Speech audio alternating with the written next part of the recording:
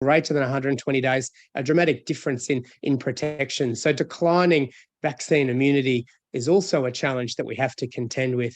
So just to tie up some of those concepts with COVID, we know that cases and the mortality have declined in recent times. So I think it's okay to have stopped the public health emergency declaration, but we do need to make sure people understand that COVID hasn't gone away. And the term the WHO used was established and ongoing. And I think that describes the situation well. I think some people have assumed this virus is going to evolve to a common cold or be nothing of concern. And that may be the case, but that may be the case in a long period of time and isn't necessarily the case. Certainly not the case right now. Vaccinations made a huge difference, but perhaps more challenging now with declining uptake, that inequality that hasn't been resolved, and viral evolution and immune evasion, as well as waning protection, altogether mean that we've really got our work cut out for us with vaccination. And I guess all of that together means we can't discard some of the other complementary strategies that were used early on. And I think finding cases with rapid, accurate testing is perhaps more important than ever at the moment, particularly as we've got excellent therapies in most parts of the world that can make a big difference to the trajectory, particularly in high-risk cases, but we don't know who to treat if we don't have the tests and have them in a timely fashion. So just to quickly go through what's happened in Australia, we're a pretty spread out country. We've done fairly well with COVID, 11 million cases and around 20,000 deaths. Pre-Omicron, we had almost no cases, and we did that through a lot of quite harsh restrictions, including isolating positive cases, closing our borders. This did cause some challenges, so clearly couldn't go on forever. There's a picture there of some empty shelves. We had a lot of panic buying, for example. And then, of course, Omicron came along, and we've had big waves of transmission subsequently. Our case numbers have been relatively low recently. Over the total pandemic, fairly high. A lot of that's probably because we did have access to good quality testing. And in recent times, deaths have been significant from the Omicron wave, but are declining. And you can see, fortunately, cumulatively, our deaths have been relatively low overall, partly due to all the excellent things that we did at the start, including high rates of testing, those non-pharmaceutical interventions, access to vaccinations, as well as antivirals. This is a picture of our vaccine trajectory, similar to the global one. And just very quickly to touch on influenza, we know this is something that very significantly impacts the population every year, attack rate up to 20%. And you can see on the right some of the burden of disease in my country. 3,000 deaths in older Australians is what we can see, and a lot of lost work days. And at the moment, unfortunately, we're in the midst or the start of a season that looks very similar to a very large season we had in 2019, where we had over 313,000 cases. This current year is the broader maroon colour, which now is above what we had seen in 2019. And I think this audience would probably be aware that we essentially were able to get rid of the flu for 2 years due to all those things we brought in for COVID. So we saw a handful of cases only for 2 years due to our COVID strategies, but we've removed all of those, and so that's no longer the case. And we have similar challenges, I guess, with the flu, although they're obviously different than COVID, but in essence, same sorts of things. Changes in the virus that make our vaccines have to be updated regularly. Our current uptake of flu vaccines is bad at 25 to 30%. The efficacy or effectiveness of these vaccines is obviously less than the COVID vaccines. Egg adaptation is a bit of an issue, and a long lead time in a pandemic situation to new vaccines. So again, these vaccines aren't perfect, although they obviously are tremendously important. And this is what's happened globally with quite a big wave of influenza in November to January. At the moment, on the global scale, cases look fairly low, but as our season truly starts to take off, I'm sure that will climb fairly soon. And just to point out, I guess, that there are a lot of quite concerning new flu strains around that we're really watching closely. And in the interest of time, I won't go through these in any detail, but that virus is also changing rapidly and warrants close observation. And so just to round that out, I guess, we did a lot to really reduce the impact of flu during COVID, but we know that those measures are no longer in case. And now I guess we have the dual burden of the co-circulation at numbers we've not seen of SARS-CoV-2 and influenza. And in many ways, we've got an ongoing focus on COVID that has detracted from the flu. We're still not testing well enough, and our vaccine rates are still fairly poor. And because we didn't see much flu, the immunity in the population is probably a little bit lower. So once again, we do need a comprehensive strategy that obviously has vaccination as its backbone, but we still need to find cases rapidly. We can't focus just on COVID. We need to find COVID and the flu. We do have antivirals, probably not as effective, but very important. But also we can provide people with the right advice in terms of how to manage that. And so this basically just says that now we've got both of those viruses circulating. There's big implications for immunity from vaccination and past infection, but also there are some factors for testing with how these viruses changed. We've seen some issues with the flu over time, and notoriously with COVID, the S gene target failure, that actually was useful in some ways because it did enable us to identify a certain subvariant.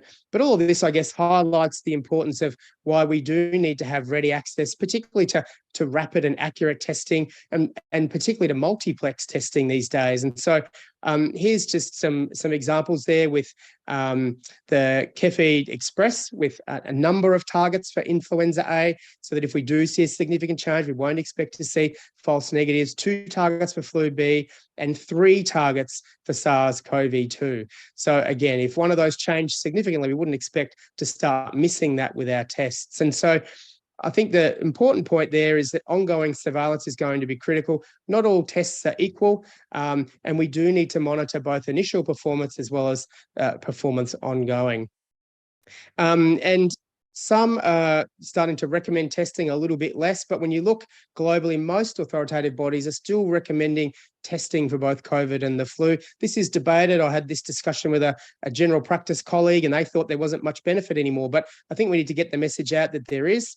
Again, appropriate infection control measures can be applied, access to treatment, and evidence-based supportive care as well, which do differ. I think it's important from a surveillance perspective, epidemiological as well as genomic, and particularly as we've stopped doing a lot of environmental surveillance in my country. Antigen-based testing has been helpful, but has its limitations, and we're perhaps seeing that more and more. Limited access to combination testing, limited sensitivity, and lots of challenges with how that's done. And in our country, it relies on an opt-in reporting system that most aren't really adhering to. So I think I'm a minute or two over time, so I'll speed through this. So while it is true that COVID does seem to be reducing in terms of impact, that's mortality relative to cases through hybrid immunity, and lots of other things. It is ongoing and established, so we can't get complacent about that yet. We're now dealing with significant rates of influenza in parallel. And so we do need a lot of tools, not just vaccination, although it's still very important, things like non-pharmaceutical interventions and ready access to testing to link people with therapies and provide them with the right advice on management. And I'll stop there. Thank you. Thank you, Professor Griffin. It's an excellent talk describing, the global pandemic to epidemic to endemic, the trends for the COVID-19 as well as influenza, for the past few years. So he also showed the data, for now we are facing more challenge, the fluctuation of the COVID-19, but the emerging of the influenza. So it's critical, to have, the microbiology detection, what kind of virus the patient may have.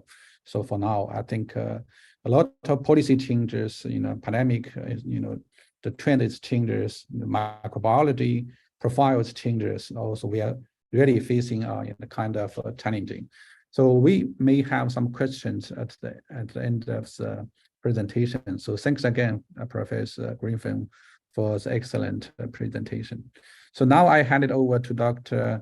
Steve Batterman to introduce our next speaker. Thank you. And yes, that was a great segue into our next presentation. The title of this particular presentation is Diagnostics of Respiratory Viruses, Choosing the Right Test with a Real Impact. And it's my pleasure to introduce our webinar attendees to Dr. Bryant Boyd. I was speaking to Bryant just before he joined, and he's kindly on the east coast of the US up at 3 a.m. in the morning. I think that needs a special mention. So we're very thankful that you've been able to join us, Brian. Dr. Boyd obtained his, as you can see on the screen, obtained his medical degree at the Louisiana State University Health Sciences Center in Shreveport. He completed his internship and residency in emergency medicine at the Louisiana State University Health Sciences Center. And he was the chief resident of emergency medicine during his tenure at LSU. Brian currently works with the emergency department services in the Willis-Knighton Health Center system and commonly practices at the Willis-Knighton-Bossier Health Center Emergency Department. He also serves as the co-medical director for the Bossier City Fire Department, as well as the CenturyLink Center position on call for talent. Dr. Boyd has been impacted by the utilisation of molecular diagnostics in the emergency department and has seen great value and impact for patients and families that he cares for on a daily basis. He's also been able to improve the use of antimicrobials, decrease overall costs, and decrease emergency department lengths of stay when utilising PCR-based testing for flu or combinations of flu RSV and for chlamydia and gonorrhea. So on that basis, welcome, and we look forward to your presentation as well, Brian. Thank you. Yes, sir. Thank you for the introduction, Dr. Badman. So go ahead and apologize for this next part of the segment that you got the great presentation by Dr. Griffin. Now you get a simple country doctor from the States that's up at 3 in the morning. So who knows what's going to come out of my mouth next, but I don't care about being interrupted. If y'all have any questions, you can put them in the chat or unmute and interrupt me. Working in the emergency department, we normally get about 60 to 120 seconds of continuous thought before a tech or a nurse or a phone call interrupts us. So I'm totally used to anything along those lines. But again, thanks for the introduction. I'll try to be brief for my time as well. I'll start my screen sharing and we'll kind of get everything started. All right. So some of my disclosures, part of the Speakers Bureau for Cephia, but I have no, commercial products. I don't work for any tobacco or commercial entity as well as Dr. Griffin was saying at the same time. So to get everything started, the main problem we have right now is common cold, strep A, flu, COVID. The symptoms are about the same for all these different respiratory viruses. So it used to be a lot easier. Back in medical school, they would teach us, if you had strep, if you had a cough, there's no way you had strep. So if you came in complaining of a sore throat and a cough, that automatically excluded you from having strep. So we wouldn't even test you for that. There's different things called the center criteria. Some of y'all might be, know about, but now a lot of that's gone by the wayside. So we're not caring as much as the physical symptoms or our history and physical that were used to be our cornerstone of emergency medicine or medicine in general. We're not able to use those as much. So you're seeing here a lot of the symptoms overlap. So we need different but testing strategies where we can determine which one of these entities you have. Whereas in the old days, we used to be able to just use your history and physical exam to only test for one of these. So that's kind of what this slide's showing. Next one is the different seasons. Obviously, this slide is meant for the US, so I apologize. I'm sure different seasons. We use Australia for most of our how bad we think the flu is going to be, that Dr. Griffin was alluding to. But most of the winter months, obviously, is where most of these respiratory viruses are going to be at their highest prevalence. So we're in June now. We're still seeing some strep. Not so much flu, haven't seen a COVID in a while, but just kind of showing you that I'm assuming once we get more COVID numbers, this is all going to be similar. There's different waves of COVID that have hit at different times. We've had some summer waves, but I think once we get down to it, COVID's going to be right along the lines of these other respiratory viruses that are going to be more winter months prevalent, that when people are gathered inside more, they're not going outside, that they're going to have a higher prevalence in the community. So the different patient experiences with the standardization. This one slide, I like kind of going over this a lot because a lot of people will only think about if you show up to your primary care doctor's office or you show up to the emergency department, that's the only places that we need to be testing for these different respiratory viruses. But one example I always give is we have numerous family medicine, internal medicine doctors and offices that are some private, some with our hospital system. And I've had countless times where I'll get a phone call from one of the family medicine physicians and they'll call me and say, hey, Mr. Smith, I'm sending him over there. He has a fever of 104. He's tachycardic. I tested him for flu. It was negative. So he's septic. I'm going to get him started on some Bank or Zosyn or whatever antibiotics, but there's no bed in the hospital. So I'm going to have to send him to your emergency department. But go ahead and start the sepsis protocol. And sorry, I have to take him to bed in your emergency department, but he's coming. Sorry. And then they'll hang up the phone. So I now get one of the patients. I go talk to the patient. Every single symptom he's telling me, it sounds just like the flu. But when I go look at the rapid, what I do now that I have a PCR product, I go ahead and repeat a flu test, and 9 times out of 10, the flu test pops back positive. I cancel the admission, I cancel the bank, I cancel the Zosyn, I cancel all the cultures, give the patient virals if they're within the treatment window, and send them home. So I now save the hospital system countless days on admission, unnecessary antibiotic use, the patient and the patient's insurance company a lot of money from an unnecessary admission and unnecessary antibiotics just for having a correct test that actually I can trust versus some of these rapid tests that we were, used to using back in, 5-10 years ago. So that's one thing I like to always go over is it's better to be standardized across all your offices, nursing home, doctor's offices, emergency departments, or hospital systems as a whole, can it actually be beneficial when you look at it from a macro view. The alternative location, I always try to talk on this a little bit as well, as I'm the medical director for our little county emergency department and EMS systems.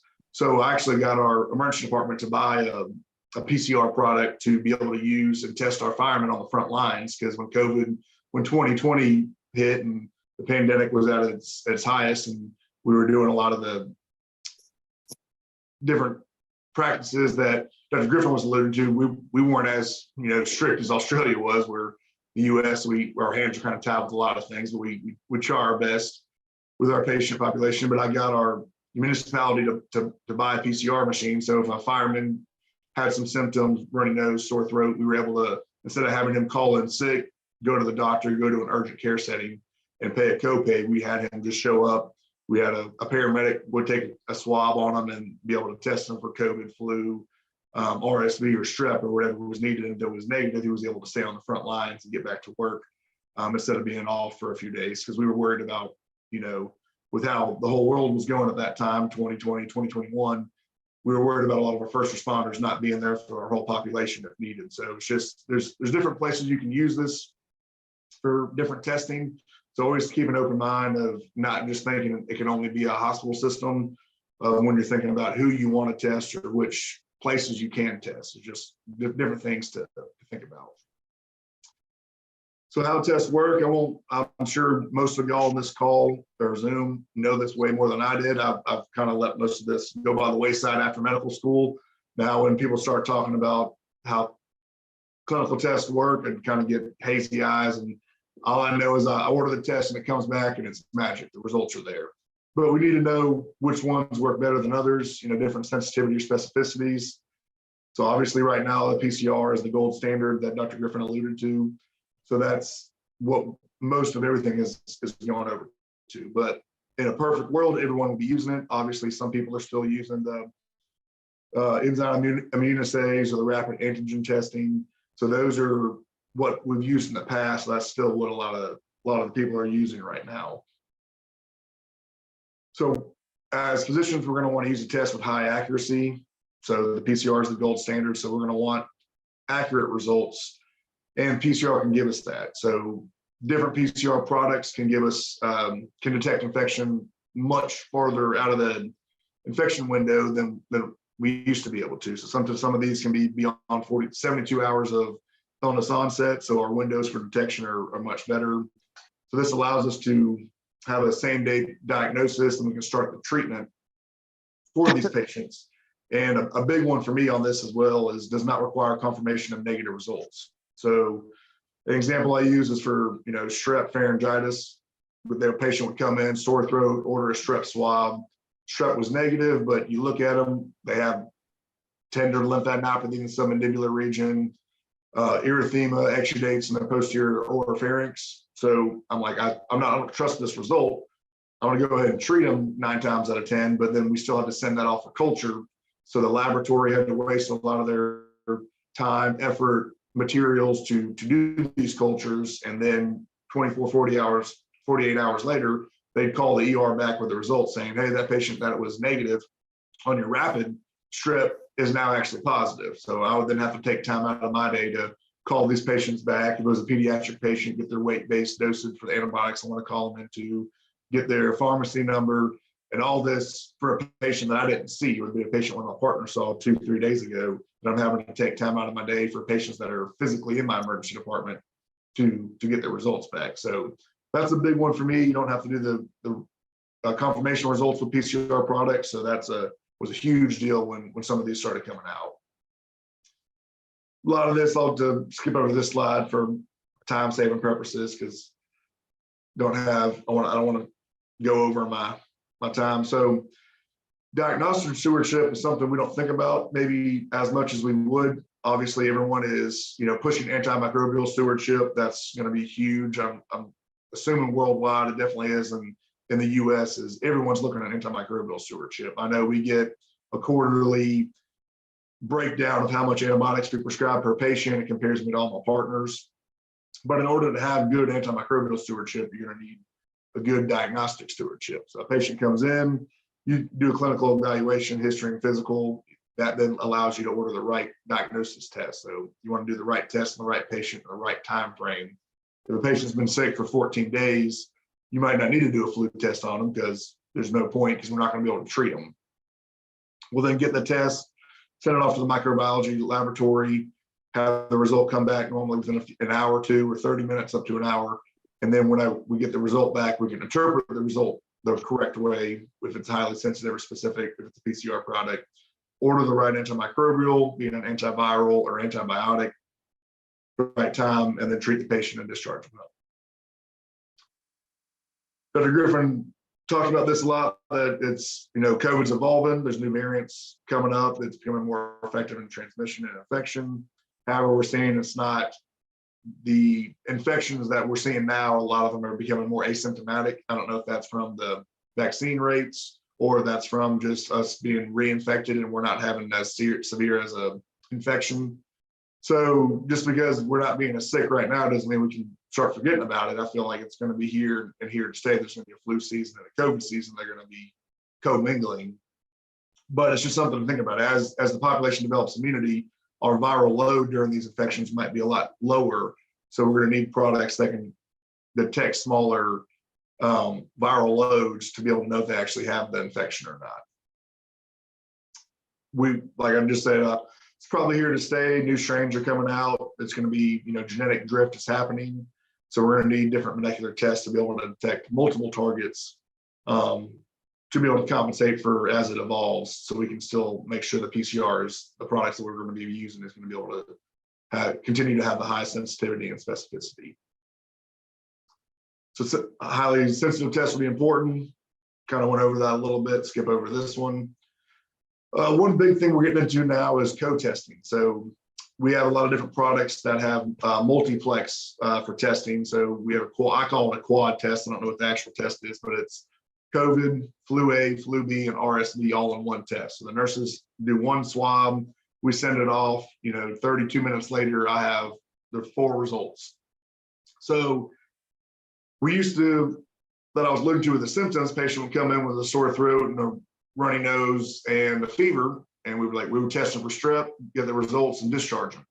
But now that a lot of these symptoms are crossing over, we can't just mainly rely on our physical exam, that we're going to have to start using a lot more of these PCR products to be able to differentiate, because we can't use our history alone to differentiate between these. So I know most of us now, we're doing the multiplex testing. Now we're not doing the large, high plex, or I think there's one viral multiplex we have that comes with 40 different viruses. So it has the rhinovirus, adenovirus. I'm not talking about those because that's getting into the details, and those are a lot more geared toward extremes of age. That if they're very, very young and they're negative on the COVID flu RSV quad test, I'll then go ahead and order one of these large respiratory viral panels if I'm admitting a patient to the hospital. But we don't routinely order those on a 20-year-old that comes to the emergency department with a fever. And so basically anybody that walks in, we're ordering these multiplex COVID flu RSV tests from the get-go. So they'll check into the emergency department, go to triage, the nurse will take the swab, put them back in the waiting room. By the time they get to the treatment room and I sign up to them and put my name on them and go see them, I normally have the result back for all 4 of those. So I'm walking in the room already equipped with their PCR result from all 4 of those tests. And we found it to be beneficial. Instead of just ordering a flu test on them and they come back that's negative, now then I'll order a COVID swab on them, that'll be negative. So it's doing them all at once, since it's not that much longer of time. The cost isn't that much more as well, that we can get them all at once, and that moves the patients through the emergency room much faster. And we can empty the room out, either admit them upstairs or discharge them back home, and it just makes it much easier for us as physicians. So the National Institute of Health and the CDC here in the US are also on the same page. It's kind of where we got most of our ideas from. So they're recommending, when these viruses are co-circulating, to go ahead and obtain a swab for both of these at the same time. So using the quad tests or the multiplex tests are allowing us to do some of that. So this has allowed us to see more patients, have faster turnover rates, get the patients back, treat them appropriately, and discharge them home, and allow us to get more patients in. So our left without being seen rates have gone down, substantially, by being able to have all these 4 results come back all at once. So these are just some of the most recent publications that have come out saying somewhat of the same thing. So it's a lot of the World Health Organization also has a different policy as well, saying, it's important to look for other causes of different respiratory viruses all at the same time, instead of just doing one at a time. So there's different products we can use that look for all 4 of them. And one thing that's important is to be able to use different targets on all these different respiratory viruses. So we can, as these viruses have genetic drift, we can still be able to have a good sensitivity and specificity. So as they drift, our tests don't have to change dramatically like they used to, they'll still be able to use different products. So I'll skip over the last part of my talk, since I have 1 minute left right now. It was just a little impact brief I did, but it was showing, as we switch to the PCR product in my local emergency department, what actually happened, because we had the rapid swabs, and we were worried about, when we went from our 15-minute result to our 30-minute result, all the physicians were worried about our left without being seen rate was going to go up, and our length of stay for each emergency department patient was going to go way up. But what we found is actually our length of stay went down by 20 minutes per patient, and our culture callbacks went down to 0, and our left without being seen rate went down, dramatically as well. So just because the test took a little bit longer, we actually could trust the tests. We're treating patients appropriately. We weren't giving them antibiotics just because our old rapid antigen tests are about 56% accurate.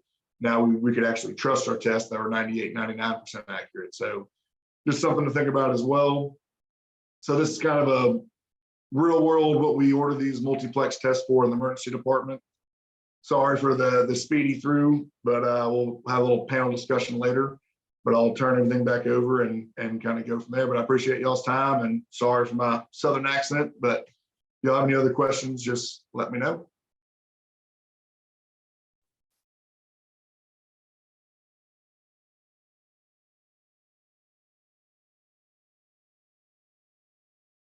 Turn it back over to Dr. Song now, or I don't know who's up next. Dr. Boyd, thanks for the presentation, excellent presentation. It's very very nice introduction, of the PCR technique, the microbiology detection of the various virus strains. So we clearly show the benefit. So how quickly detect this virus in a short time is a very comprehensive and a very clear a description of these techniques, and also the application of this technique in a clinical setting for now it's a very challenging situation with a mixture of COVID-19, RSV, and influenza. It's a very helpful introduction. Dr. Badman, it seems that we can have 2 or 3 questions from the audience for Dr. Boyd and for Professor Griffin.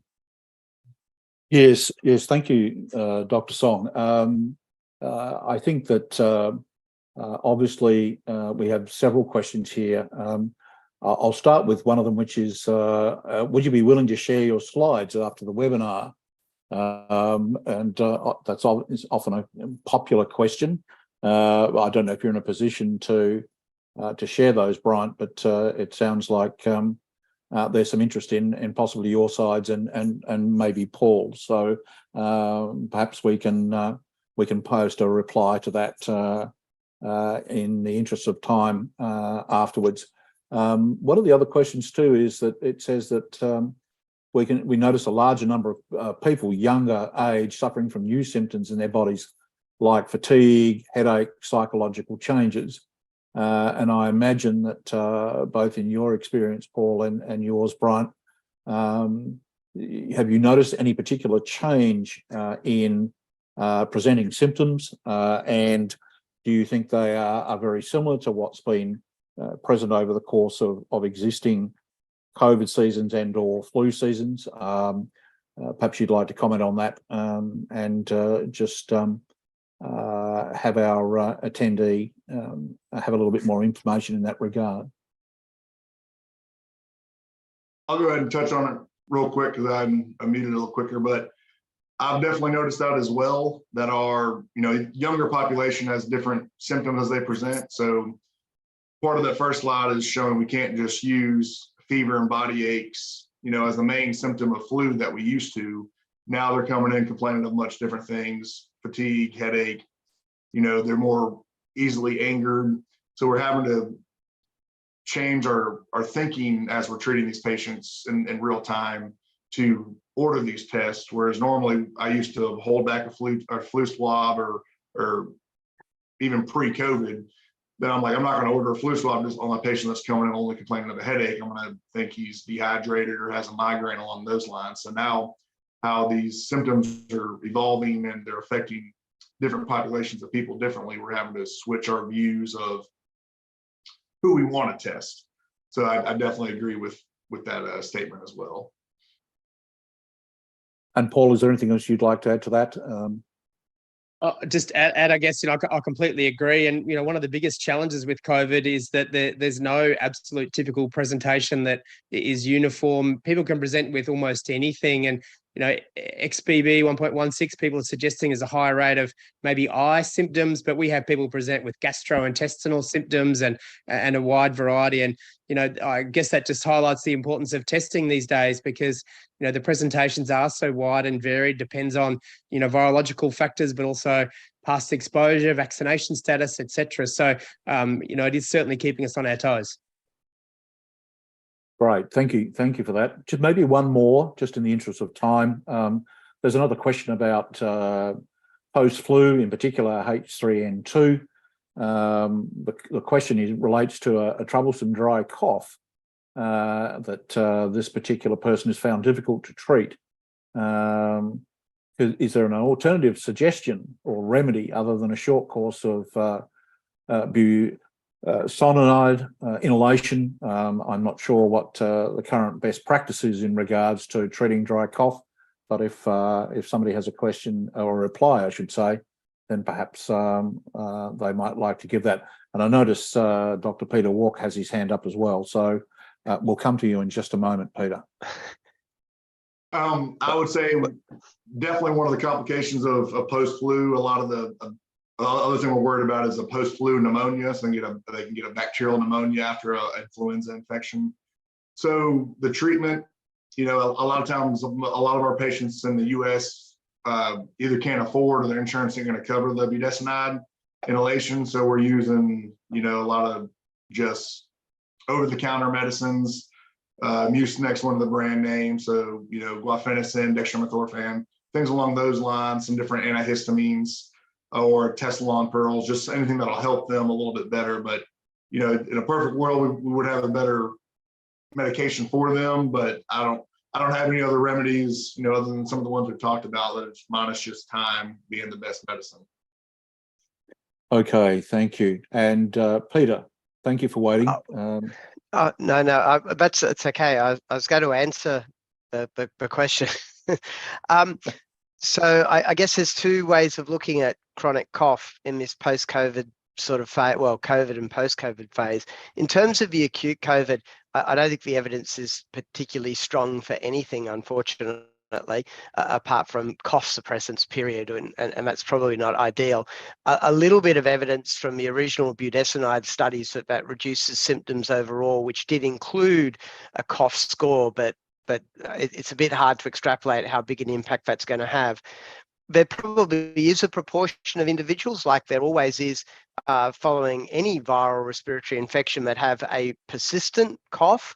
And if you're an adult and it gets more than 8 weeks, then you get labeled as having a chronic cough. And up to 4 weeks following COVID in the earlier parts of the pandemic, we were probably noticing somewhere between about 14 and 28% of people were describing a persistent cough. I think once you're reaching that phase, you have to approach it in exactly the same way you approach chronic cough. And we're now seeing a few people in this sort of a boat. I don't know that it's any worse than influenza or RSV or picornavirus, for that matter, in leading on to chronic cough. But taking that approach where we treat other underlying conditions that worsen cough, looking for the reasons behind those. But the majority of these people don't turn out to have things like asthma. They turn out to have upper airway hypersensitivity and those sorts of features. A conundrum of managing chronic cough, I dare say.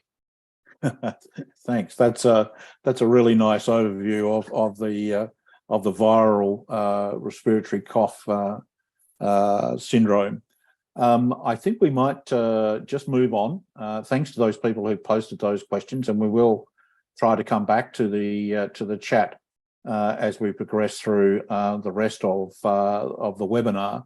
And on that note, and to perhaps just broaden our perspective a little and gain other insights into the current respiratory landscape, we've asked 4 known panelists to join us to give their thoughts on key questions that may well be on the minds of many who've joined this webinar today.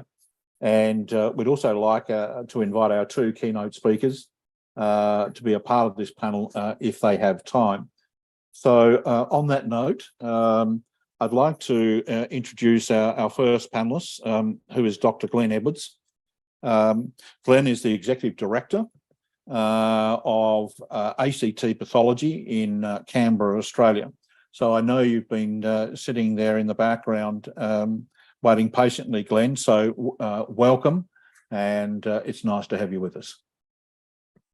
So I welcome our next panelist, Dr. Franio Munim, consultant clinical microbiologist, Nobel Micropath Laboratory, Perfect Diagnostic and Venus Hospital, Surat, India. Welcome, Dr. Franio.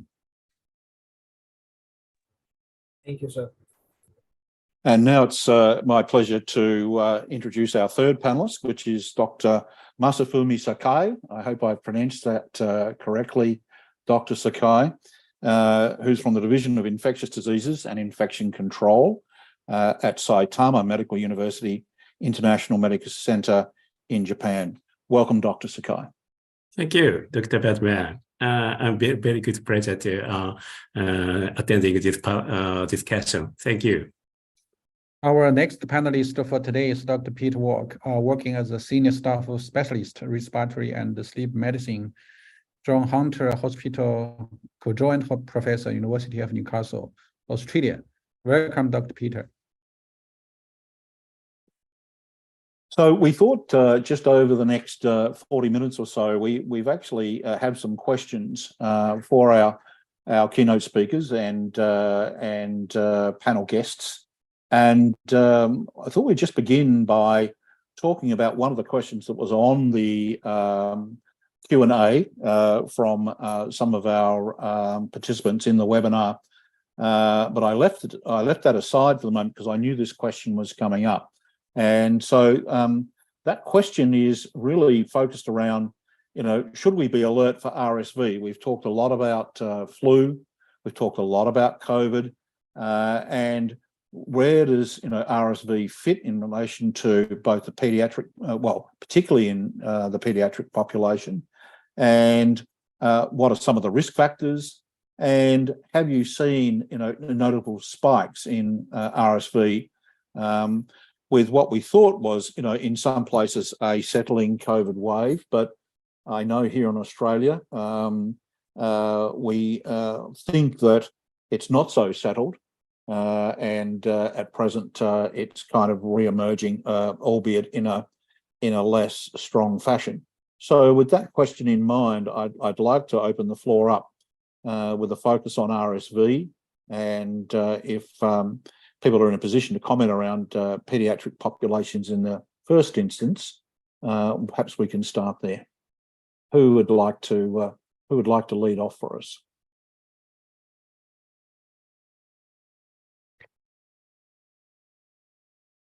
Well, RSV, I guess, is not just a disease that's limited to children. It clearly causes a very significant burden of illness every year, and young children under the age of 12 months who are at high risk of severe complications from RSV and bronchiolitis are well and truly the best described. But there is very, very good evidence to show that in an elderly population, the burden of illness and the results of RSV are probably equivalent to what we see for seasonal influenza. There seems very little doubt about that. Unfortunately, there's no specific treatments for RSV.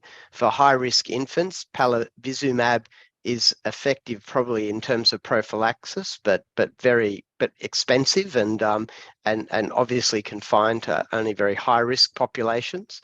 The good news really is the emergence of what hopefully will be very effective RSV vaccines. And there are now several phase 3 trials that have concluded showing quite promising efficacy. Some based on mRNA technology and some on more established technology for RSV. Mm-hmm. Okay, here. Can I talk from Tokyo, Japan? Please okay. Go ahead. Oh, okay. Yeah, in Japan, it's also a big issue in RSV infection for the pediatric population because pediatric population, children infected with RSV keep going endemic during the COVID-19 era. This is very different from the influenza situation. Influenza disappeared among these 2 or 3 years, but RSV continue and keeping the endemic. So, and especially not only the elderly people, but also the small children, especially very small, less than 6 months old, or 2 or 3 or 4 years old children. Maybe they have no immunity against RSV because they have never had the RSV these 3 years because RSV infection was protected by the COVID-19 protection, I guess. So, especially, we found a very big issue about the children who have the complications about heart and lung disease, including the congenital abnormalities. and Down syndromes, or of course, premature birth babies. So maybe they are the very big risk factors, I guess. So we are now still going to monitoring about the RSV infection in pediatric populations. Thank you.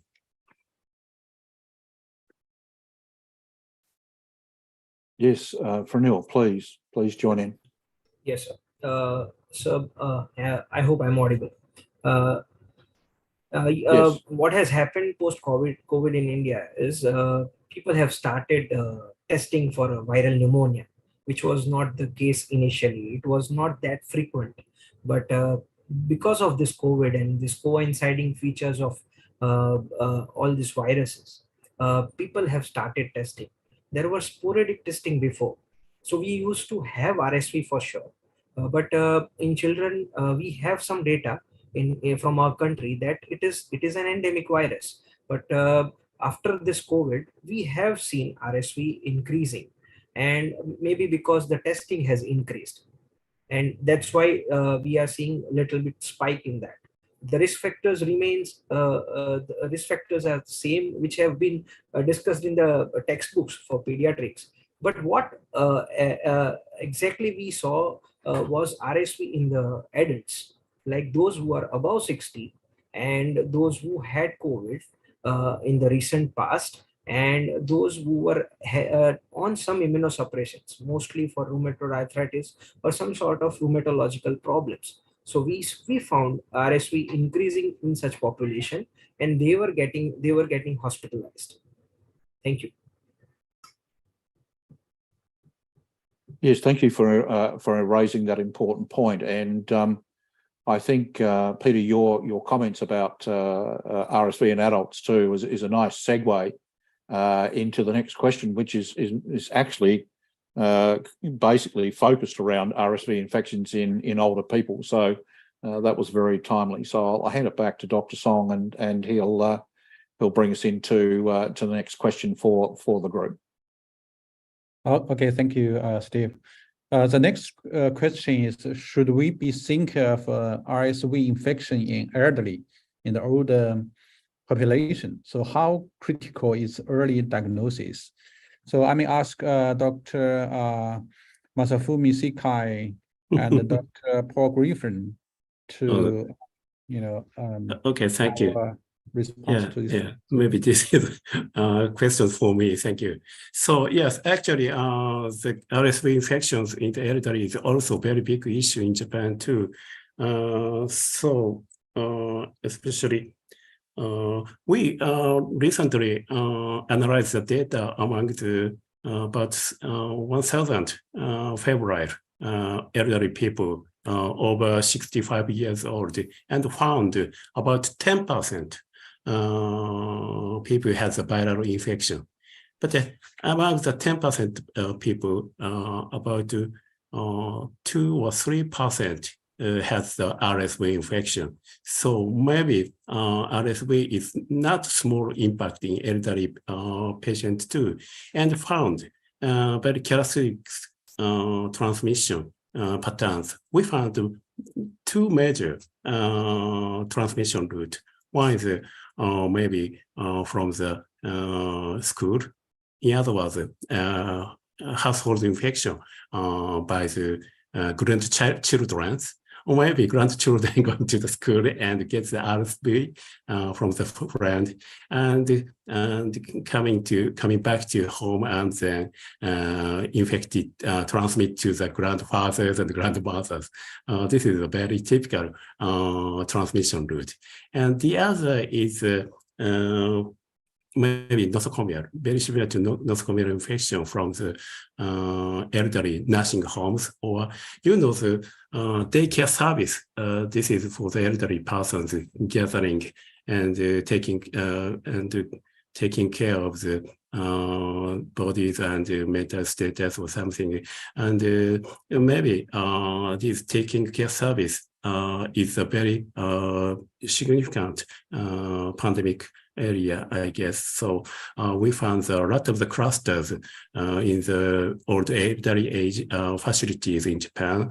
So, but at first, usually we did not find the cluster by the RSV because most of the people check the only COVID-19 at first. So pandemic and the endemic will be become wide and big, and then found finally this is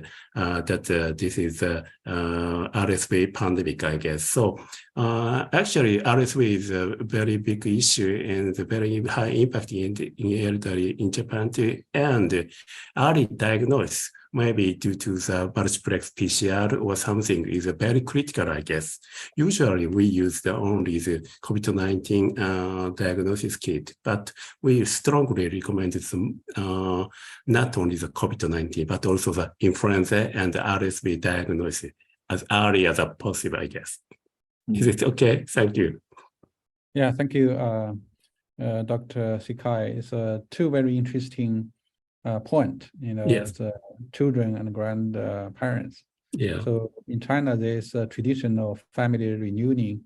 The children prefer to stay with their grandparents. So I think that's a very interesting point. Another is RV infection in the daycare center.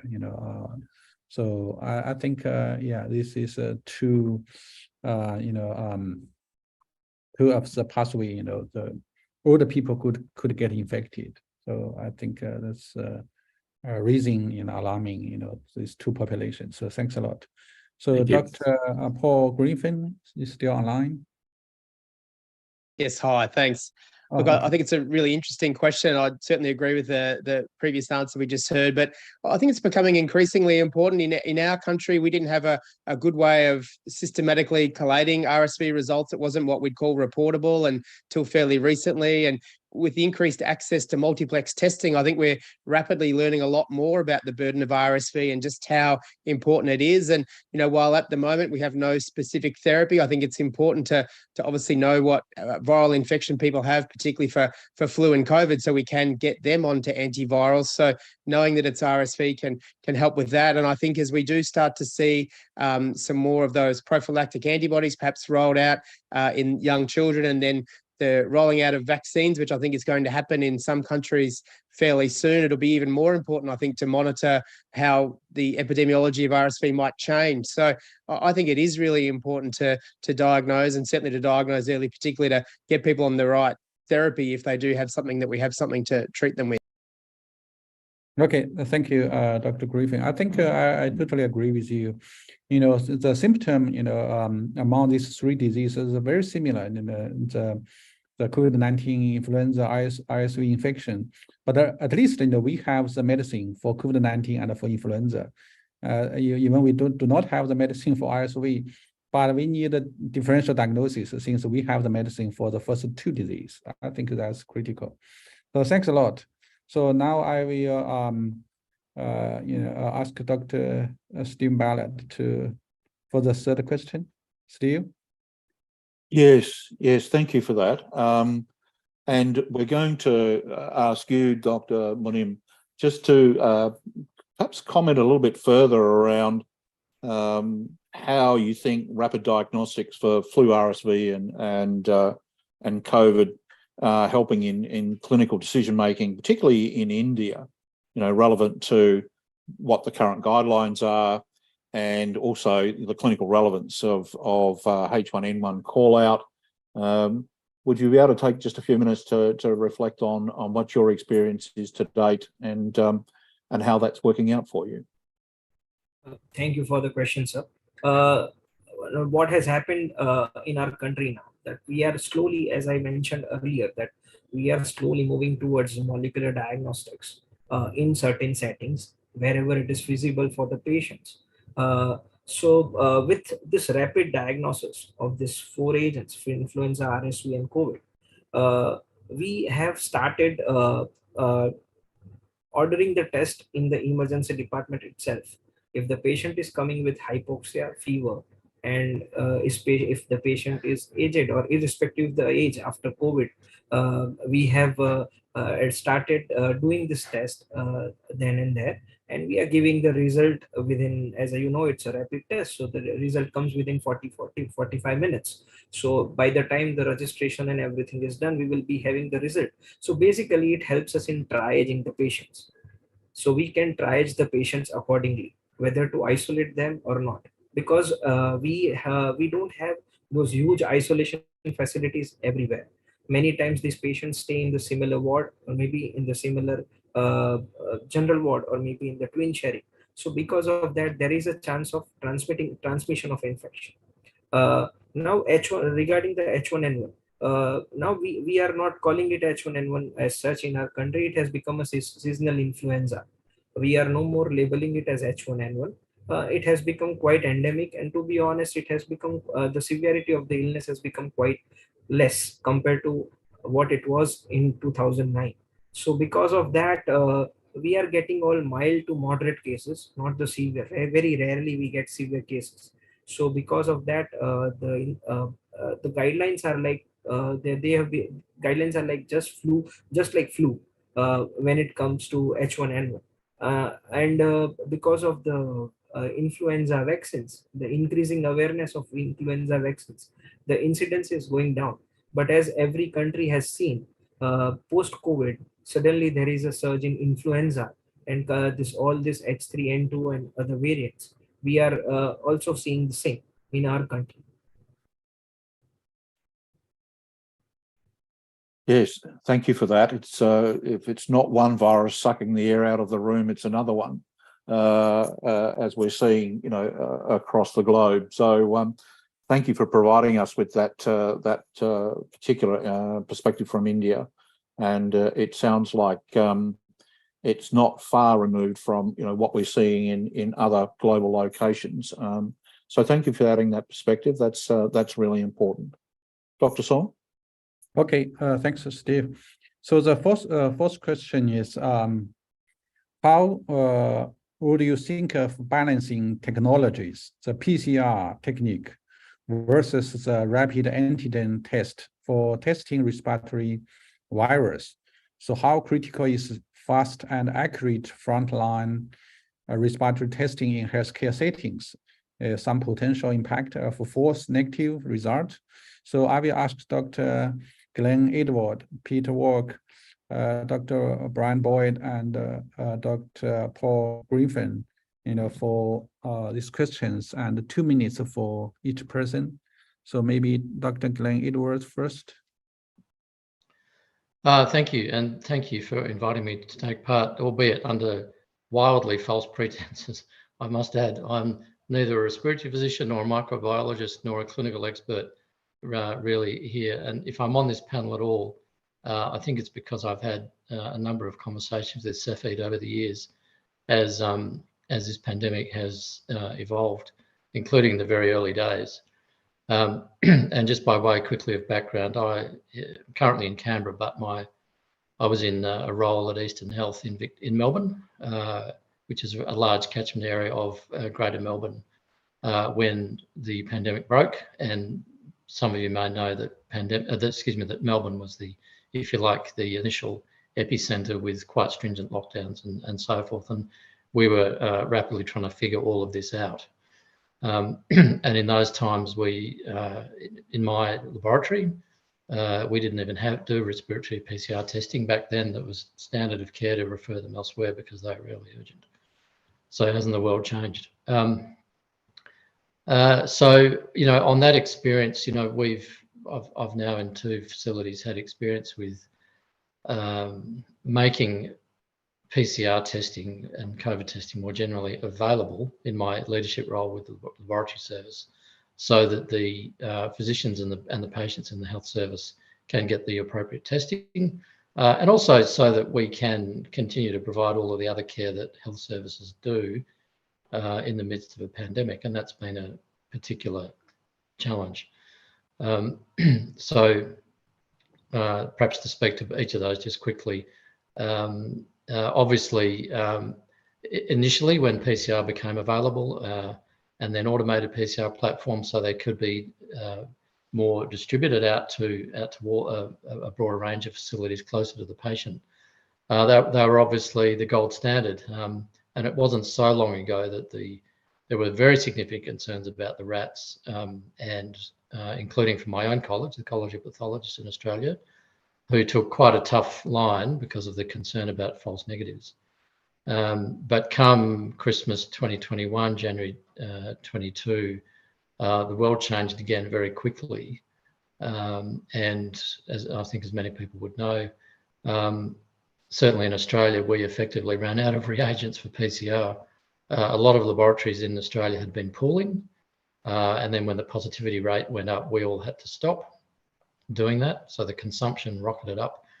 And then also in the background, some of you Australian folk will know there were some other decisions made about opening borders, about requirements for testing and whatnot, which meant that there was a huge demand for PCR whilst the supplies are being depleted.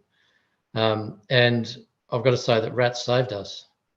Really, they came along just in time. There was no alternative, and certainly in terms of my health service, we were able to continue because of rats. So I think they've, and you will have all seen, we all saw the community response to that, the awareness of the strengths of PCR, the limitations of rats, and the sophistication in the commentary, from the consumer groups been quite extraordinary. Just quickly on the second question, look, absolutely fast, accurate PCR, and particularly with GeneXpert as the obvious example here, has really been an enormous game changer for us. In the health service I was in, policy back then held that these sorts of technologies were to be reserved for the sickest patients and those most at risk, highest risk patients, which kind of left our health service out in the cold, given the level of complexity. But what was happening was that our health service was rapidly developing gridlock, effectively, because of the lack of isolation facilities and because of the turnaround times for the PCR testing, which were being referred into central Melbourne. So, the insight we had is that these rapid PCRs on site, even in our peripheral hospitals, which didn't have isolation facilities, were an absolute game changer. And they, instead of referring patients in centrally out of abundance of caution, they could be processed very quickly and admitted and relieve that gridlock. And then finally now, so where we are now, the world has changed again. There is a very strong political imperative to get back to business as usual, despite, I think we'll take a great deal of a very different virus causing a lot of disease for governments to ramp up the alert levels in the community. And with that, the funding. So, in effectively 2 weeks from now, we are releasing all of our temporary staff that we hired to allow 24/7 COVID PCR testing facility. We're going back to business as usual.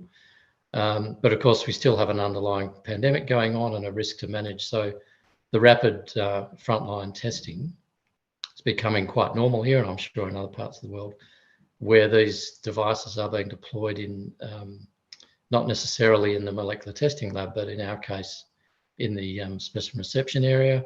Our relatively low, if you like, classification people, not necessarily scientifically trained, can use these devices very readily. And I know that some are even deploying them into emergency departments. So that allows us to return, if you like, back to business as usual, while still maintaining that level of safety by having the testing, the rapid testing there when it's available.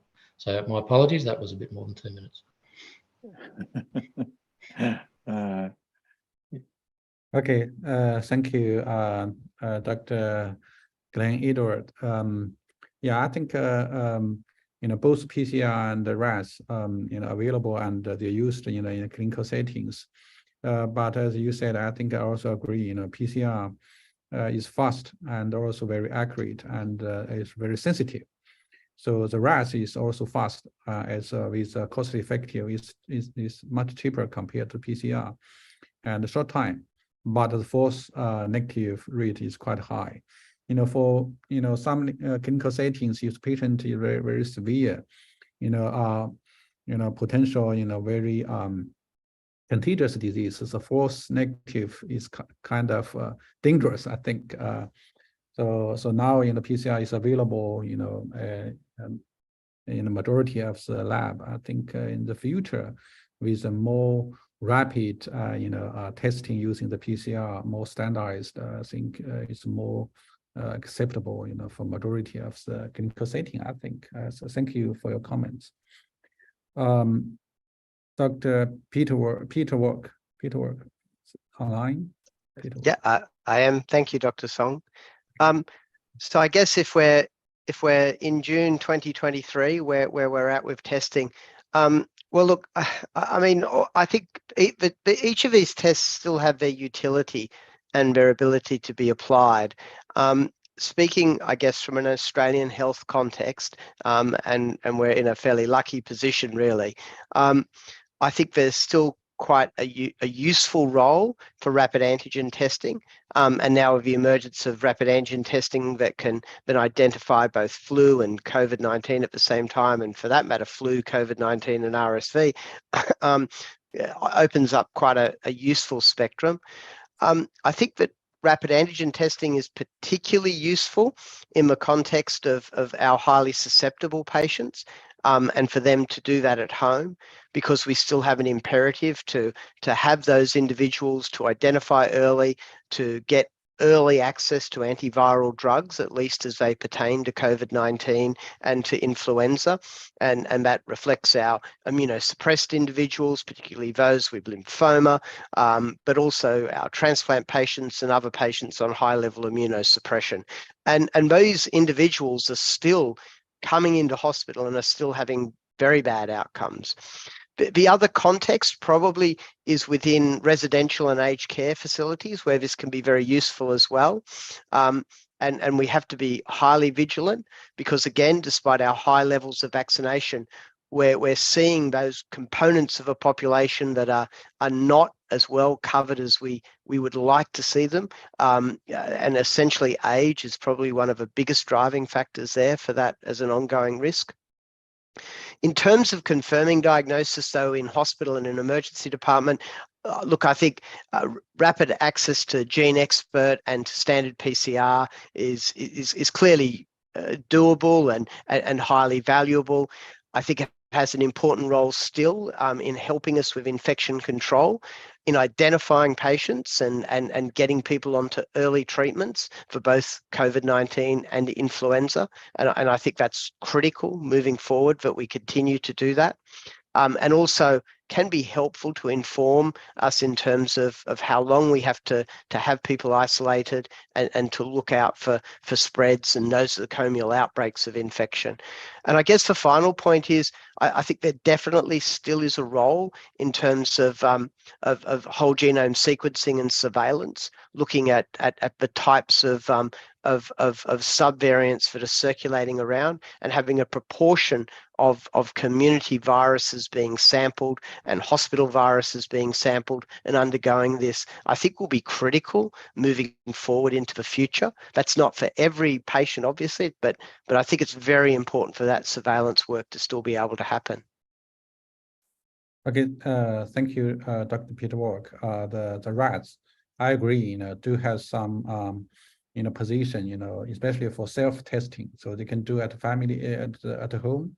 It's very convenient, for a lot of population to do the rat testing themselves. So quickly, identify the people who has any of these, high risk for this contagious and respiratory infectious disease. I think it does has some position and value for the current situation. So thanks a lot. Dr. Brian Boy. Dr. Boy. Yes, sir. So I agree with everything everyone else, and I'll try to think of some other points to hit on. And that's some things that we have to do in medicine aren't necessarily the best decision, but it's a lot of red tape that we have to get around. We have to hit the checkbox. And one example I would use for psychiatric patients that we are committing to a psychiatric ward, if they're suicidal, homicidal, gravely disabled, the vast majority, or actually in my state, all of them, if I'm going to commit them and send them to an inpatient psychiatric facility on a 72-hour hold, they demand or make us have a PCR or a rat test for COVID. So they could have no symptoms whatsoever, asymptomatic, but in order for them to be admitted to that facility, they have to have a test performed no matter what. And that's true for a lot of transfers. I'm, even trauma patients, if I have a rollover MVC with a, open book fracture, open tib fib fracture, something along those lines, before the trauma center allows me to, send a helicopter to get them transferred to the level 1 trauma center, they make me get a COVID swab. Now, are they going to deny the patient because the COVID's positive? No, they just make me obtain it. So there are some utilities still with the, with the rat, but obviously the PCR is still the gold standard. So that's the vast majority of what we order. And the only time we really go on to the rats is once we run out of reagent, like Dr. Edwards was talking about. But I definitely feel like there is still some utility in it as well. Okay, thank you, Dr. Boy. I agree with you. It's the comments. So this the PCR and the RAS, they are available. For different clinical settings. I agree. For a large amount of population, try to be identified. The possible. Infectious pathogens, the rat, the PCR, either rat or PCR, they both, for some, extent could be used to be used, for the pathogen detection. But if, the population has very mild, symptom, it's not very severe status. So I think somehow if there's a false negative result, it doesn't affect the patient too much. Even since it's a mild symptom, even the patient get treated or not treated, doesn't affect the final outcome. For example, in the last year in Shanghai, from March to May, the Omicron, symptom from Omicron, the symptom is very mild. So that time, as long as we suspect the patient may have the COVID-19, we just, isolate them to some of the chambers. So the rapid antigen testing has been highly used, for that situation.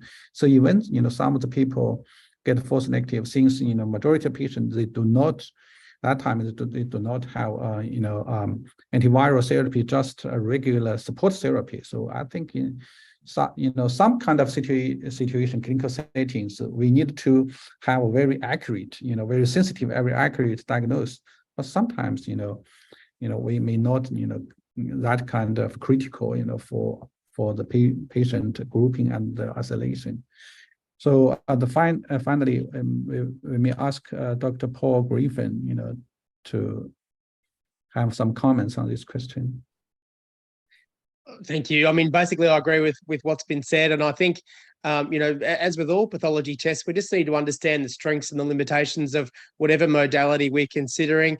I think there clearly is a role for both, but I think it's important that whoever is using those tests and interpreting the results just understands what those strengths and limitations are. I mean, we know that the PCR has a degree of accuracy that's different, but then there are some logistical challenges, hard to do at home yourself, for example, and rapid antigen test does have the speed. I guess the big thing in our country is we do have combination tests that are available, but they're not very widespread. And a lot of people still don't know there's combination rapid antigen tests. So I think for a while, people would do a rapid antigen test for COVID. That would be negative, and they'd go to school or work and contribute to the spread of whether it be flu, RSV, or other viruses. So I think the fact that we need to focus on the traditional array of viruses as well as COVID now hasn't quite been communicated to the degree it needs to. And that's why we're lucky, I guess, to have laboratories with multiplex testing capabilities. Okay, thank you, Dr. Paul Griffin. So both these two laboratory techniques has their, position, for clinical setting. I totally agree. Some used for clinical setting, some for hospital setting, some for, to use at home, to quickly differentiate, where the patient get infected or not. I think those two techniques are available and also useful, for clinical practice. So Steve, could you have another question for the panelists? Yes, thank you for that. Just in the interest of time, I know that we're pushing up to the scheduled period for this webinar, but we do have just 2 questions to go, and to pick up on that, I just wanted to put it to our keynote speakers and panelists. A question around what can be the economic impact of having a confident test result for influenza, COVID and RSV from a single specimen, particularly as it relates to clinical decision making, but it also may be related to policy decision making as well. And in the clinical sense, talking and thinking about hospital bed management. So, for example, who gets isolated, how that impacts on triage decisions in hospital emergency departments, but also, as we all know, at the end of the day, somebody makes decisions around what is purchased and for what reason and for what use. And so the economic aspect of having, a confident test for those particular pathogens, I think is something we haven't touched on as yet. But it would be good just to open it up to the group and see who would like to pick that up and provide further comment. Well, perhaps I can just start. I think I touched on this, but certainly in our case, where some of particularly our older peripheral hospitals don't have satisfactory isolation facilities, whilst, as Dr. Boyd mentioned, psychiatric patients, other people with difficult behaviours, other people who are at risk, that was having a major effect on our health service, delaying diagnosis, delaying care, causing gridlock and bottlenecks in emergency departments, causing a lot of patients to be referred across to other sites, which did have isolation facilities, because that delays care and is very disruptive for the families. So, look, I can't speak to the economic impact because we didn't measure it, but certainly in terms of workflow, organisational efficiency and effectiveness, I've got to say, the Gen Expert in our case, has been an absolute game changer. Thank you, Glenn. Is there anybody else who has an economic perspective that they can add to this particular question? I can talk about it just on a different aspect, maybe a little bit of when we switched over to the PCR product for strep and flu. For those patients just isolated, it decreased our left without being seen rate from our emergency department. So my emergency department at that time was seeing about 50,000 patients a year.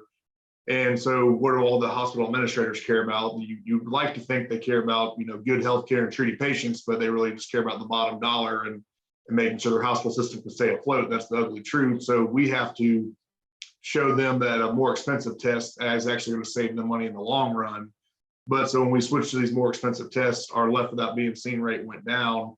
And when looking at some of the different studies for a hospital system or hospital emergency department the same size as mine, by decreasing your left without being seen rate from an emergency department perspective by 1% equal to about $500,000 in extra revenue.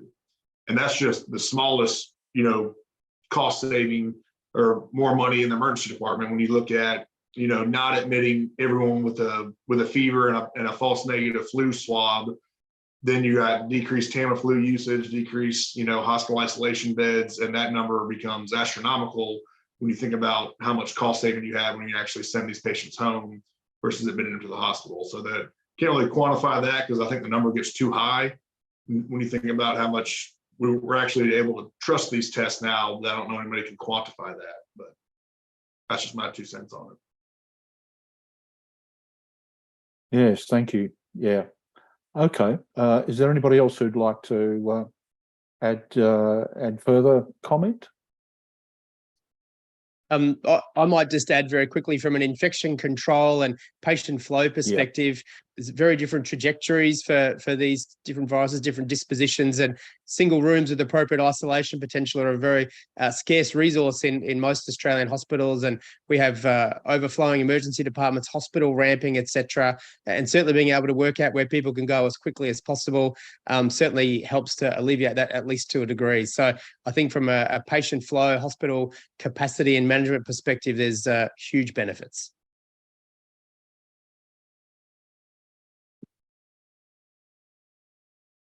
Okay, thank you. I think we might go on to the next question, Dr. Song. Okay, the next question, what can be the implication on infection control and antimicrobial stewardship? We ask Dr. Masafumi Sikai, Dr. Frenio to have some comments on this. Okay, thank you. As Dr. Paul Goofy said, infection control and antimicrobial stewardship is also a very big issue and maybe lead to the cost saving. And it must be this diagnostic is a first step and a very gold standard to management of these infection control and microbial stewardship.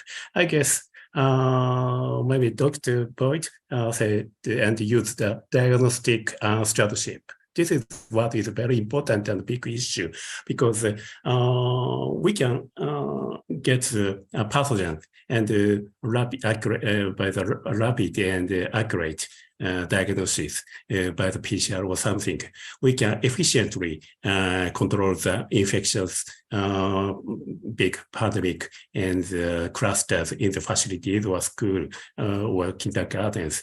As I previously said, I found a little bit big clusters by the RSV infection in the schools and elderly persons facilities. But we found and get the accurate diagnosis by the PCRs, by the children and the elderly people's nasal swabs, and start quickly infection control to the these facilities. In other words, strongly recommended masking, hand washing, and isolation of the patient, or keeping the children at home or something. So these clusters become and declined as quickly as possible. So this is good for the example of the diagnostic stewardship. And infallible antimicrobial stewardship is also very good target for by the rapid diagnosis by the PCR or something, because we have the lot of the treatment or antiviral agents, including the nitronabir or molnupiravir or something for COVID-19, and oseltamivir or and baloxavir for influenza. These viral agents are very good, but we should know the pathogen and the target pathogen as early as possible to treat efficiently and prevent the resistant viruses. So diagnostic stewardship, in other words, early diagnosis and accurate diagnosis is very important, I guess. Is it okay? Yeah. Thank you very much. Yeah. Thank you. I totally agree, especially for the elderly person or the people with underlying disease. So early diagnosis, early management is critical. Otherwise, a delayed diagnosis, delayed treatment may lead the patient to a very severe conditions. I think I totally agree with that. Dr. Frenio. Thank you for the question, Dr. Song. I feel that infection prevention control and antimicrobial stewardship, they go hand in hand. And I would like to quote the slide which was shared by Dr. Brian Boyd. It is an apt slide for justifying this rapid multiplexing for such pathogens, because what has happened post-COVID that we have been confused by the viruses. The cocktail of the viruses has confused us to label the patient with what virus the patient has been infected. And with this kind of testing, as I previously mentioned, that the triage has become very easy for us. We know whom to isolate, whom not to isolate. And because of that, there is a help in the antimicrobial stewardship as well, because many times the patients with such a community acquired pneumonia kind picture, they may be getting unnecessarily amoxicillin clavulanic acid or azithromycin or clarithromycin. So many times they can, so that has actually reduced the usage, and that way we are achieving the antimicrobial stewardship. So as Dr. Sakai told that it is actually a diagnostic stewardship as well. So I would say it's a tripod of these three: IPC, AMS, and diagnostic stewardship, which can help in the patient better management. Thank you. Yeah, thanks, Dr. Frenius. I think it's a very, very good comments. So if the patient is infected by virus, it should be treated antiviral medicine. And if he has, bacterial infection, he should receive antibiotics. So that's clearly, two, kind of treatment. So the multiplex PCR I think is critical to differentiate with a viral and bacterial infection at the first, place. I think is very, very good. Thank you very much. So Steve, for the next question. Yes, thanks. That's a really nice segue into this question, because the question is about how do you choose between a rapid PCR test for influenza, RSV, and COVID versus a large multiplex respiratory panel. And I know that you touched on this a little bit earlier, Dr. Boyd, in relation to your clinical decision making and when and how it is that you might make that decision. But I wanted to just make this question available to the group, because kind of interested to know how does that particular testing algorithm change with specific patient populations, and also variations in the respiratory season.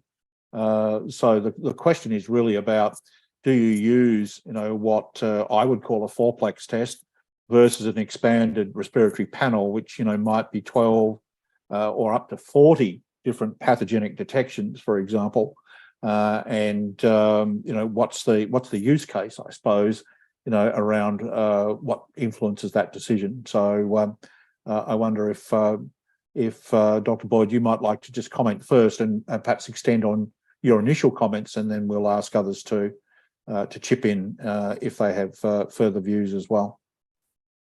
Definitely, no problem.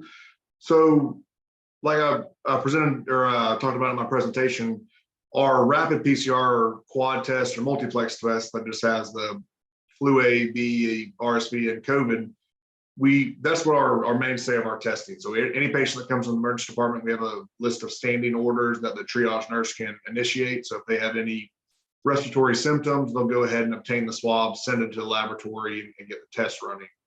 So that's kind of our mainstay of what we do for every patient. And then they're not allowed to order the much more expensive large multiplex panels. We save those for the extremes of age, or for patients that are very sick or meet SIRS criteria that are having negative quad tests. We then go ahead and order the multiplex panel. So that'll help our infectious disease doctors, our pulmonologists, and ICU settings to make treatment decisions.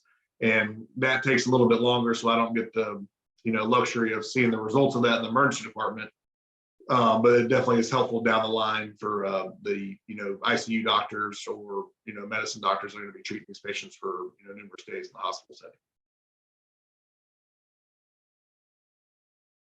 Thank you. Yes. Does anybody else want to add to that? Well, maybe just from an organisational point of view, look, and not to comment on clinical utility, but let's be clear: rapid PCR tests are expensive on a per test basis. Are they value? Absolutely. Where they're used judiciously, absolutely. And that, as Dr. Boyd said, that can be standard of care in ED, for example. But I believe there needs to be good consciously agreed policy for where rapid PCR testing is made available to make sure we're getting good value and making good use of those resources. The larger panels, as Dr. Boyd said, take longer. So it's kind of a different scenario, but I think it's important, certainly in our facilities, that we agree with our senior clinicians at various levels and others where the rapid PCR test will be used so that we can justify the cost. Thank you. And back to you, Dr. Song, perhaps for the last question. I know people have been really patient and we're only 10 minutes over time, which is fairly impressive given the range of discussion and the layers of respiratory disease and viruses that we've covered to date. But I'll hand it over to you just to raise the last question. Okay. So last question: have you recently noticed the influenza A mutant challenging, the diagnostic accuracy with a certain PCR test?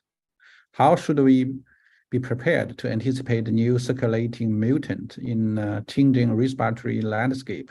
So what can be the power of an accurate negative test result for flu? So I will ask Dr. Frenier and Dr. Paul Grinfin so to have some comments on these questions. Dr. Frenier. Thank you, Dr. Song. Yeah, thank you, Dr. Song, for the question. We have seen some discrepancies in the various testing methods when it comes to mutations of influenza A. Certain open platform PCRs have failed to detect influenza A mutants because the targets involved were not optimal.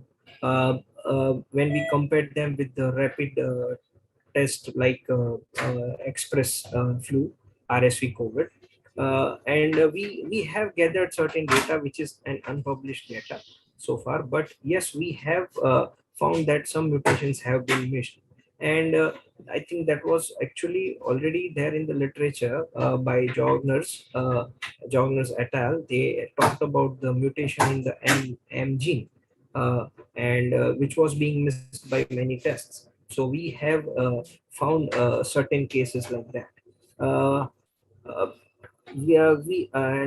For about second question, how should we be prepared to anticipate the new variant? So it is a surprise, to be honest. We are still learning. COVID has made us learn a lot of things. So what we can do is try to combine the all the mutants and make a uniform testing to target all the mutants in one test itself, which will actually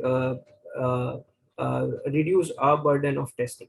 I think that is the only way we can go for it, and we need to find such test which targets all the mutants in one, and we don't miss one of them. So I think that can be the only thing which can be done, because this virus is, especially the influenza, with a lot of drifts and shifts.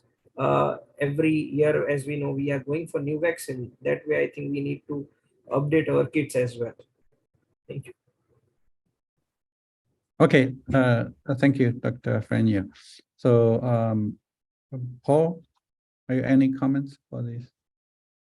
Yeah, thank you. I mean, I certainly agree with that answer. I mean, I think that there's a few important points, and it speaks to having multiple targets. So the chance of missing if there's a mutant is reduced. I think it also speaks to the point that's been made a few times about ongoing surveillance and how important that is with all of these viruses, really, so that we do know what's circulating and we can make sure that our tests are performing accordingly. But it also speaks to checking test performance, and that's what is another important aspect of diagnostic pathology, is to make sure that we're surveying our test results and getting the results we want. So, I think all those things are really important. And I think, by and large, we do a great job of doing that. And so I think the chance of missing something significantly is pretty minimal, but we do need to be on our toes to make sure that doesn't happen. Okay, thank you, so Paul, and thanks, Dr. Franny and Dr. Paul, for the comments on these questions. So maybe in the future, we need to collect, the different string of this mutant, do multiplex in the PCR to ensure, we are not missing the important, in the mutant string. But I think it's a little bit challenging. But as Dr. Franny said, we are learning, so we try to some modification of the assay and also the protocol. So try to to overcome all these problems and in the future. So we want a fast, sensitive, rapid detecting assay, but also at the same time, try to reduce, the false negative, the result. So that's kind of challenging. So the whole situation is challenging. The method itself is challenging, but I think in the future we could get a better, assay for this. So thanks a lot. Steve, so that's the final question. I think this is the final one, the take-home message. Should we have that? We do, but I just wanted to pick up on that. I've just come across a question on the chat, Dr. Song. Yeah. Okay, and given that we haven't touched much on influenza B, I thought I'd just raise this question briefly because I think it's a really good question, and it relates to the fact that we haven't seen a lot of circulating flu B virus. But the question is, what could be the implications if it was to resurface on a large scale and, cause a sub-epidemic in its own right? And what might be the implications of that in terms of, public health preparedness, vaccine coverage, and healthcare system capacity to manage that? So I'm just going to put that in at the end before looking for final comments, because I think it's quite a good question, and I invite our panelists to give us their 2 cents worth on what they think about the fact that while we're still seeing relatively low numbers of circulating B virus, it could become quite a different scenario if that prevalence was to change. And I raised this point too, particularly around your point, Dr. Boyd, earlier about 30% of individuals in your part of the world, who are presenting, asymptomatically. So I wonder if somebody is game enough to give us their thoughts on what the impact might be of a rising prevalence in flu B virus. I mean, it's tricky to know, and I guess if you could hypothesize that the virus would change significantly with mutations, but as a generalization, flu B outbreaks tend not to be as severe as influenza A outbreaks, essentially. I guess anything is possible, but yeah. Thanks, Peter. Okay. Anybody else as a final comment before we move to our close?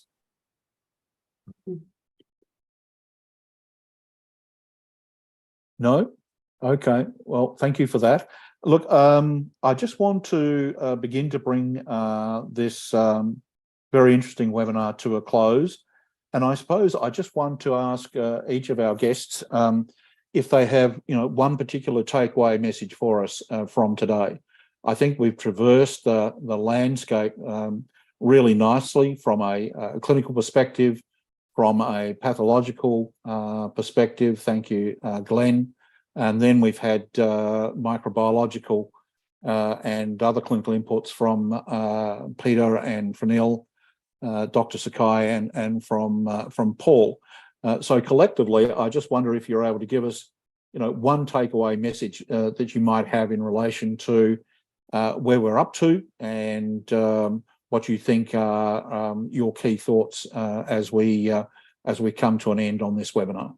So perhaps we could begin with you, Dr. Sakai, and we'll progress down the list and work towards that close. Thank you. Very good. Well, anyway, we have the very good information around kind of the these kind of the diagnostic strategy for something. But anyway, PCR is a very good issue for us, and we should at first diagnostic and detect the pathogen first. This is my big message for everyone, and that we wanted to share the ideas. Thank you. Thanks very much. Who would like to know? Who would like to go next, I should say?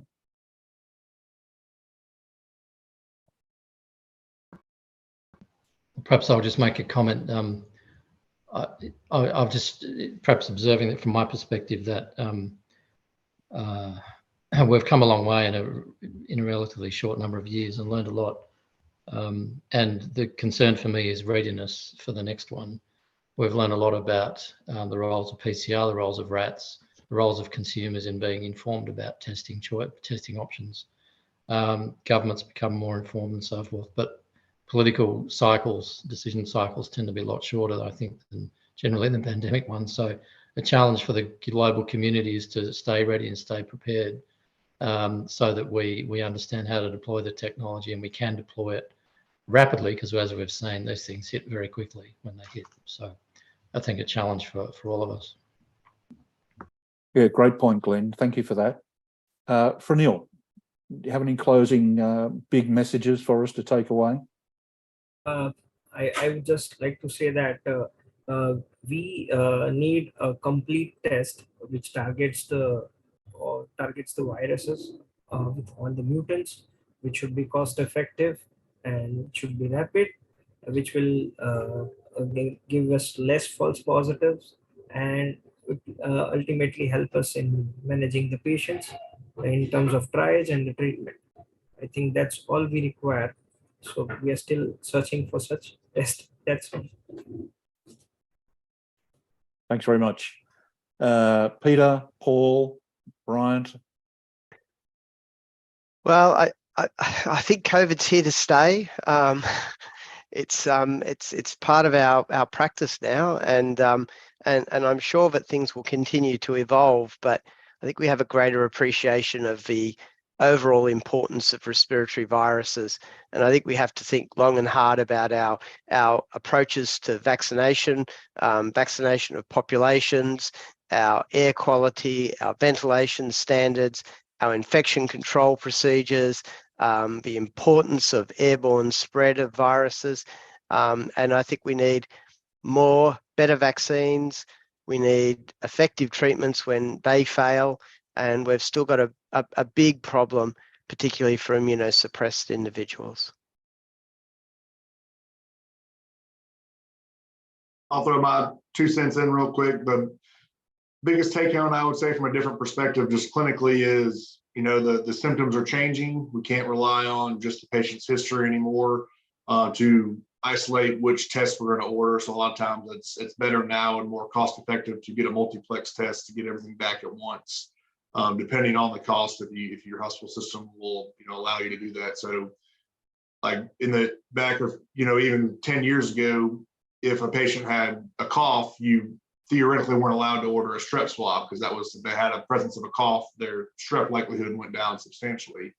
The last probably 30 patients I've had a cough, all are strep positive now. So all that training I had in med school has just gone by the wayside. So everything's kind of changing. So just be wary of that, and just things to think about, that we can't rely on a lot of the things we were taught back in school, that we have to change with the viruses as they're changing with us, and the testing's changing as well. Thank you. And Paul, it looks like you get the final word.